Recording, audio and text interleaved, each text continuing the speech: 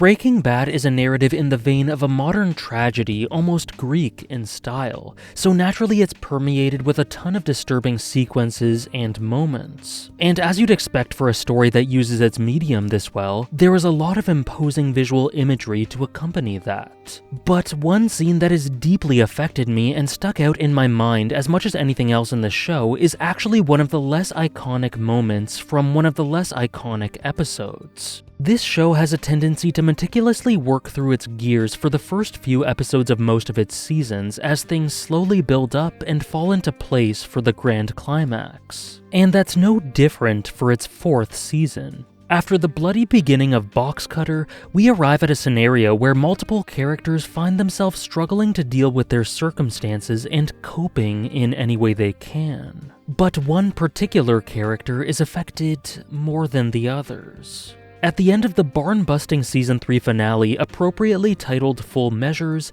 Jesse had his hand forced and had to mercilessly kill Gale Bedecker to save both himself and Walt. And this had an effect on him more powerful than losing his friend Combo, more than getting beat up by Hank, and maybe just as much or even more than losing Jane. The facts are facts here. He had killed a man. And while I hesitate to call anyone who willfully perpetuates such a harmful industry innocent, Gale may as well have been for the effect it had on Jesse. It's one thing to intend to kill child-murdering thugs, but it's another entirely to murder an overall decent guy who just got caught up in such an unfortunate circumstance, even if all of this was for survival. Gale didn't deserve that, and Jesse knows it. And it destroys him, so much so that he ceases functioning as a regular human being and completely spirals. Which brings us to episode 2 of season 4, 38 Snub.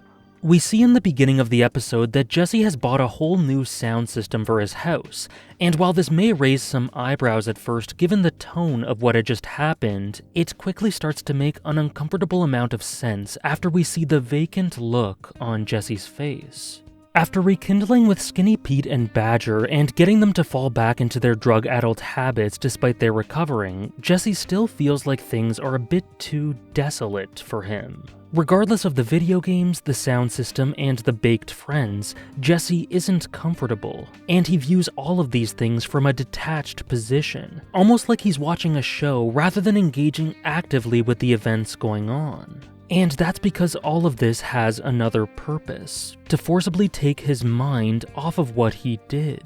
Because the minute he's in a situation where he isn't being distracted, the things he begins thinking to himself are liable to eat him alive from within.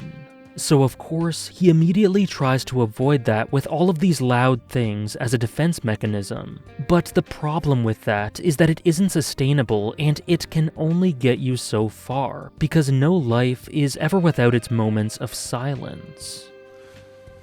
Damn, man. It's quiet.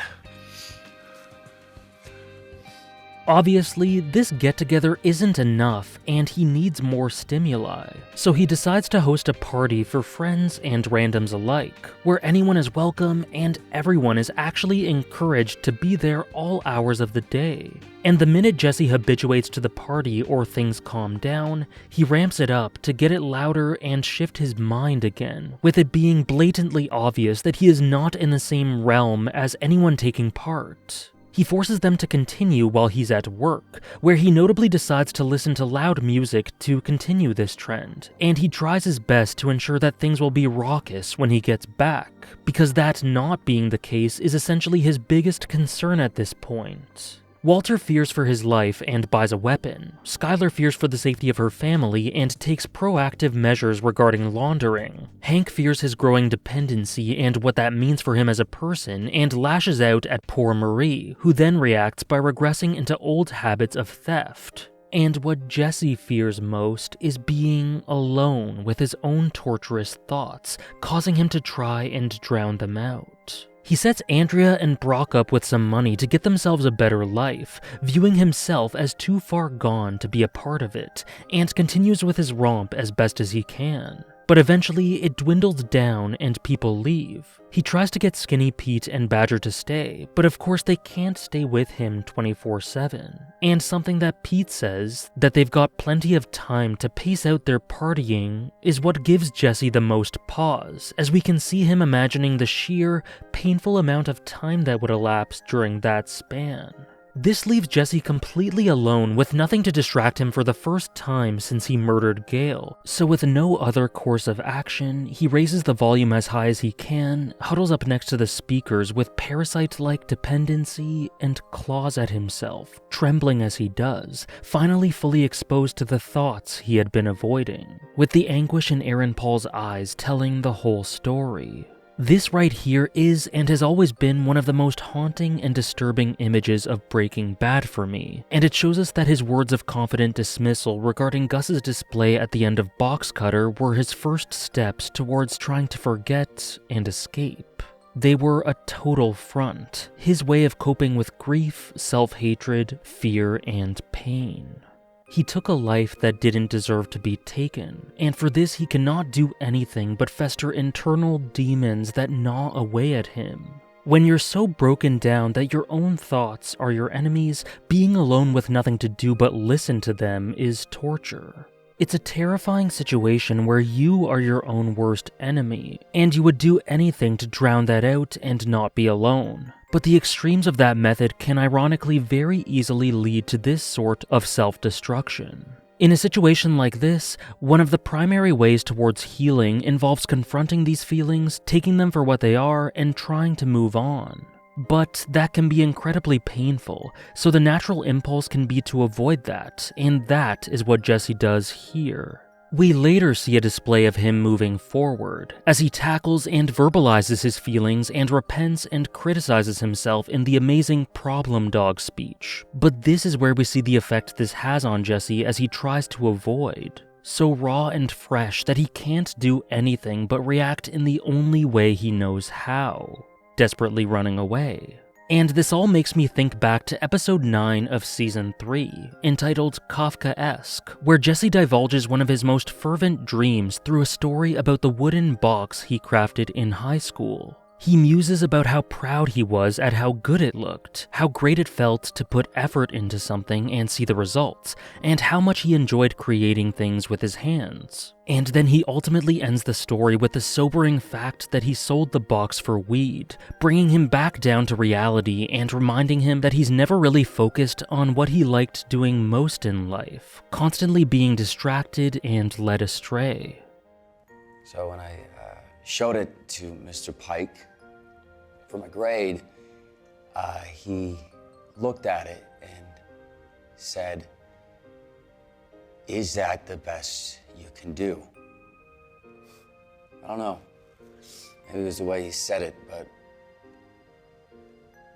like he wasn't exactly saying it sucked. He was just asking me honestly, is that all you got? For some reason, I thought to myself, yeah, man, I can do better.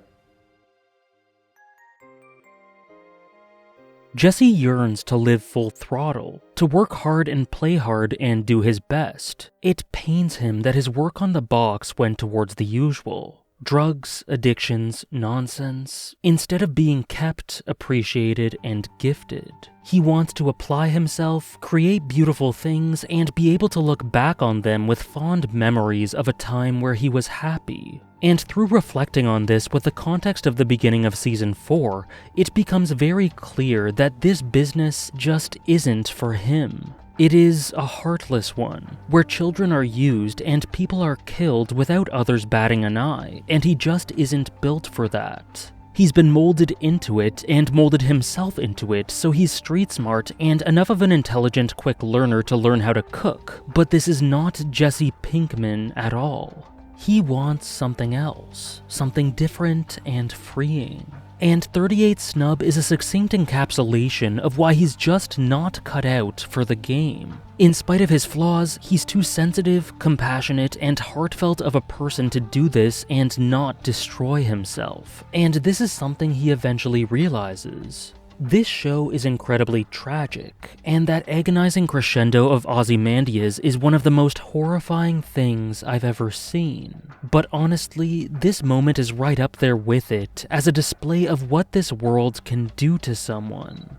It's not like Jesse was ever a saint that didn't deserve any recompense at all, but at the same time, it is impossible to not feel sobered by this on a human level. Jesse is exceedingly far from perfect. I mean, by this point in the story, he was a few episodes removed from the downright evil behavior of trying to sell drugs to recovering addicts. But despite everything, he always digs himself out, and he constantly tries to be better, to have a heart, to live for a fulfilling future. And seeing that sort of bright, boisterous soul slowly erode away into nothing is horrible, with the acting, the music, and the visuals of this scene communicating all of that. I still find the image of him looking so lost and broken, digging into himself and sitting in the middle of his speakers to suppress his thoughts to be incredibly haunting and disturbing. The concept alone is enough to inspire pain and sympathy, but the context of what he once was and the shell he is withdrawing into is something that is beyond words,